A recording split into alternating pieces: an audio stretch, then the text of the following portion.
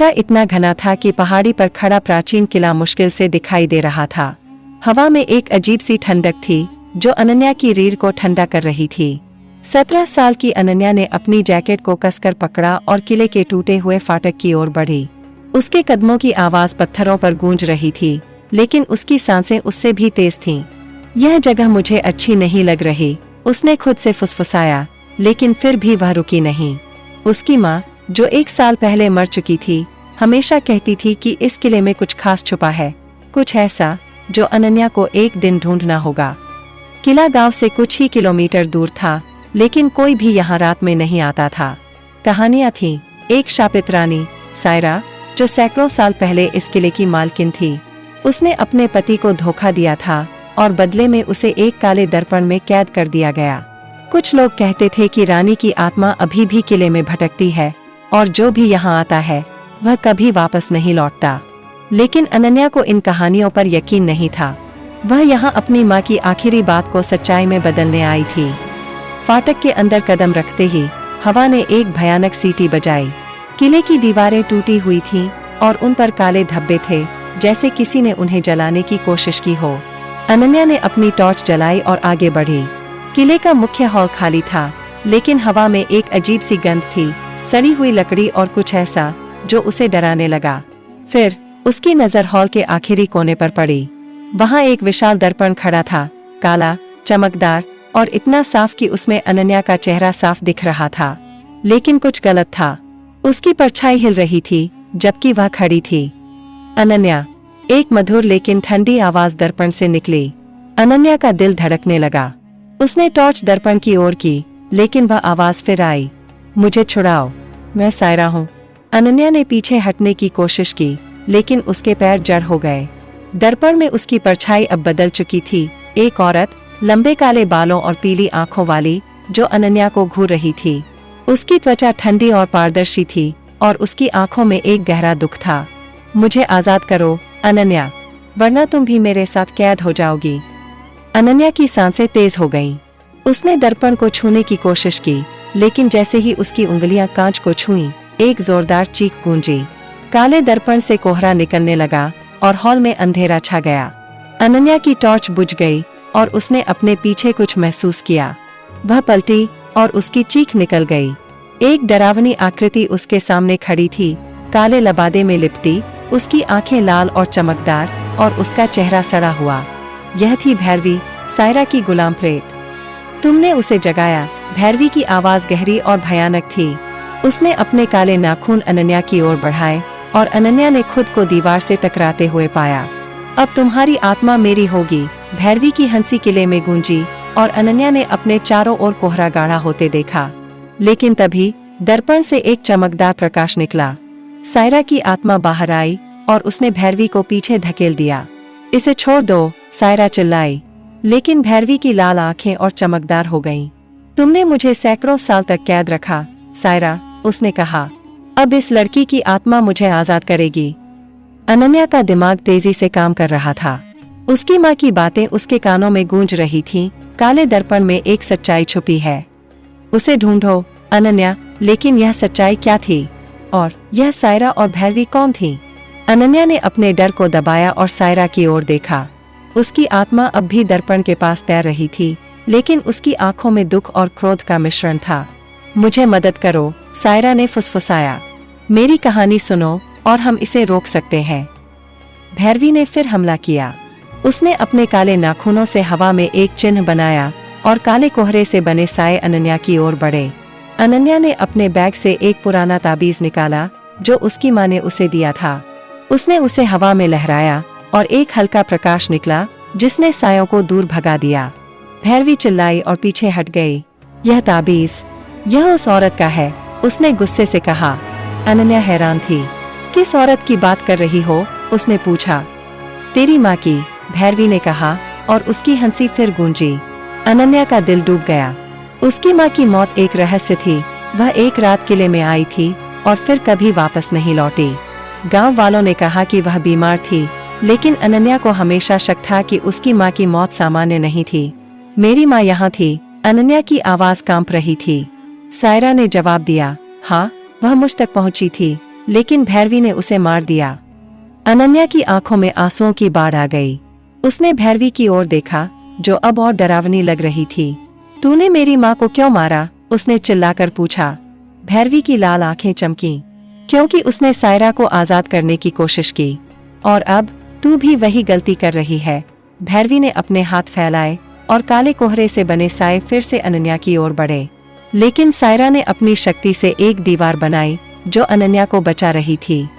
मेरी बात सुन, सायरा ने कहा। मैं सैकड़ों साल पहले इस किले की रानी थी। मैंने अपने पति को धोखा दिया क्योंकि वह एक क्रूर राजा था। उसने मुझ पर जादू कर दिया और मुझे इस दर्पण में कैद कर दिया। भैरवी उसकी बनाई हुई प्रेत है जो मुझे सजा देती है। लेकिन तेरी माँ ने मुझे देखा और उसने वादा किया कि वह मुझे बचाएगी। उसने यह ताबीज मुझे दिया था, लेकिन भैरवी ने उसे मार डाला। अब तू मेरी आखिरी उम्मीद है, अनन्या। अनन्या की आंखों से आंसू बह रहे थे।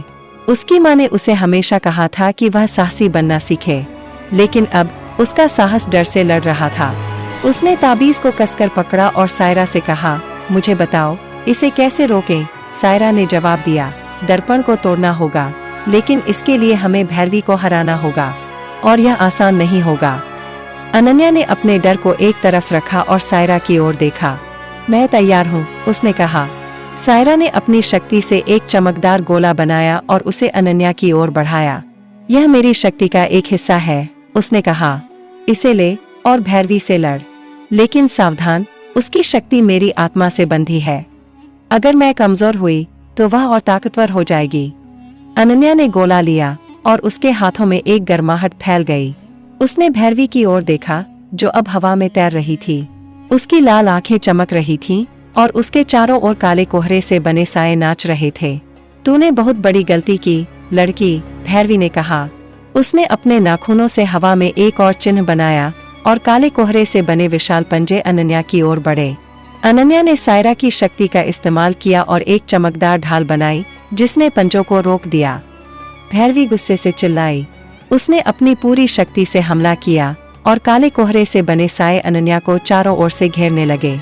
अनन्या ने अपनी आंखें बंद की और अपनी माँ को याद किया। उसकी माँ हमेशा कहती थी, डर से बड़ा कोई दुश्मन नहीं, उसे हरा दो। अनन्या, उसने अपनी आंखें खोली और सायरा की शक्ति को अपने अंदर समेट लिया। उसने एक चमकदार तीर बनाया और उसे भैरवी की ओर फेंका। तीर ने भैरवी को छू लिया और वह चीखते हुए पीछे हट गई। उसका चेहरा और सड़ गया और उसकी लाल आंखों से काला खून बहने लगा। तू हार नहीं सकती, भैरवी ने चिल्लाया। लेकिन अनन्या अब डर नहीं रही थी। उसने सायरा की ओर देखा और कहा, हमें दर्पण तोड़ना होगा अभी। सायरा ने हामी भरी, लेकिन उसकी आत्मा कमजोर हो रही थी। भैरवी की शक्ति बढ़ती जा रही थी और उसने फिर से हमला किया।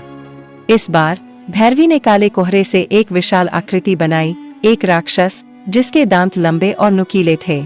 राक्षस ने अनन्या की ओर हमला किया और अनन्या ने अपनी ढाल से उसे रोका, लेकिन राक्षस की ताकत बहुत ज्यादा थी। अनन्या जमीन पर गिर गई और उसकी सांसें रुकने लगीं। सायरा ने अपनी आखिरी शक्ति से अनन्या को बचाने की कोशिश की, लेकिन भैरवी ने हंसते हुए कहा, अब तेरा अंत नजदीक है, सायरा, और यह लड़की तेरे साथ मरेगी। अनन्या जमीन पर पड़ी थी और उसकी सांसें धीमी हो रही थीं। राक्षस उसके ऊपर खड़ा था और भैरवी की हंसी कानों में गूंज रही थी। लेकिन तभी अनन्या ने ताबीज को देखा जो उसके हाथ में था। ताबीज चमकने लगा और उसमें से एक हल्की आवाज आई, उसकी माँ की आवाज। अनन्या, उठो, तू हार नहीं सकती। सायरा को बचा और मेरी मौत का बदला ले। अनन्या की आंखों में एक नई चमक आई। उसने ताबीज को कसकर पकड़ा और खड़ी हो गई। राक्षस ने फिर हमला किया, लेकिन अनन्या ने सायरा की शक्ति और ताबीज को मिलाकर एक चमकदार विस्फोट किया। राक्षस चीखते हुए कोहरे में बदल गया और भैरवी पीछे हट गई। यह कैसे हो सकता है? उसने चिल्लाया।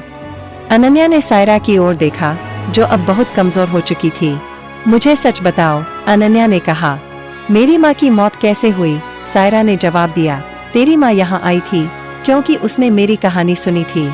वह मुझे आजाद करना चाहती थी ताकि भैरवी की शक्ति खत्म हो, लेकिन भैरवी ने उसे मार डाला और उसकी आत्मा को दर्पण में कैद कर लिया। लेकिन उसने अपनी आखिरी सांस में यह ताबीज मुझे दिया और कहा कि एक दिन तू आएगी। अनन्या की आंखों से आंसू बहने लगे। उसने ताबीज को अपने सीने से लगाया और कहा, मैं तुम्हें आजाद करूंगी माँ। और सायरा को भी। उसने दर्पण की ओर देखा जो अब काले कोहरे से ढक गया था। भैरवी ने फिर से हमला करने की कोशिश की, लेकिन अनन्या अब तैयार थी। उसने सायरा की शक्ति और ताबीज को मिलाकर एक चमकदार गोला बनाया और उसे दर्पण की ओर फेंका। दर्पण टूट गया और एक जोरदार धमाका हुआ। काले कोहरे से एक चीख निकली और भैरवी की आकृति गायब हो गई। सायरा की आत्मा चमकने लगी और उसने अनन्या की ओर देखा। धन्यवाद, उसने कहा, अब मैं आजाद हूँ और तेरी माँ भी। तभी दर्पण के टुकड़ों से एक और आत्मा निकली, अनन्या की माँ। उसने अनन्या को गले लगाया और कहा, मुझे तुझ पर गर्व है मेरी बेटी। किला अब शांत था, कोहरा हट चुका था और पहली बार किले की दीवारों पर सूरज की किरणें पड़ रही थीं। सायरा की आत्मा एक चमकदार प्रकाश में बदल गई और गायब हो गई। अनन्या की माँ ने उसका माथा चूमा और कहा, अब तुझे अकेले लड़ना होगा, लेकिन मैं हमेशा तेरे साथ हूँ। उसकी आत्मा भी गायब हो गई। अनन्या किले से बाहर निकली। उसकी आंखों में आंसू थे, लेकिन उसके चेहरे पर एक मुस्कान थी। उसने अपनी माँ की सच्चाई ढूंढ ली थी और एक शापित आत्मा को आजाद कर दिया था। लेकिन कहीं दूर काले दर्पण का एक छोटा सा टुकड़ा अभी भी चमक रहा था। क्या यह कहानी सचमुच खत्म हो गई थी या भैरवी की छाया वापस आएगी?